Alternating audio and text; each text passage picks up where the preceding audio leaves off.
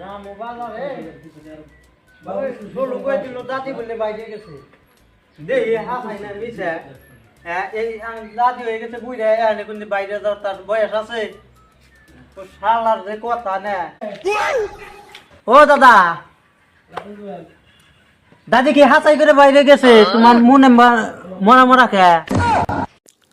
আমার চিন্তায় আমি বাঁচতাছি না ইহালা আবার কোন হাস্ত নিয়ে আইছে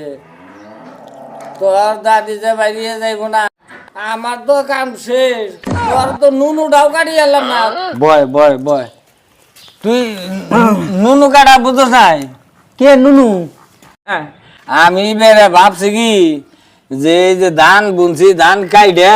তোরে মুসলমানি দিয়ামু মুসলমানি কার কয় বুর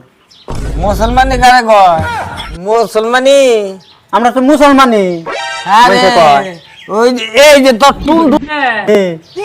টুনটুনি কাইডে